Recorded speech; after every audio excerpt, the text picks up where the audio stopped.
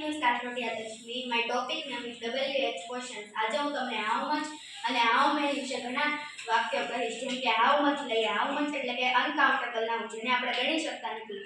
How મચમાં લઈએ ખાંડ, તો ખાંડને હું ગણવા બેસું ન બેસું, કારણ કે તે ગણાતી નથી. મીઠું, ચાય પત્તી વગેરે, તેમાં ઘી, તેલ વગેરેનો સમાવેશ થાય છે. હવે આપણે લઈએ હાઉ મેની એટલે કે કાઉન્ટેબલ નાઉન, જેને આપણે ગણી શકીએ છીએ. જો મારી પાસે એટલી બધી પેન છે તો પેનને ગણી શકું છું. મારી પાસે આઈસ્ક્રીમ સ્ટિક પણ છે, તેને પણ હું ગણી શકું છું.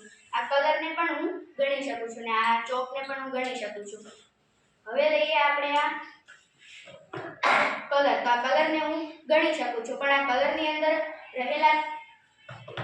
કલરની અંદર રહેલો કલરને હું ગણી શકતી નથી. બાકી તેના કન્ટેનરને હું ગણી શકું છું. Thank you.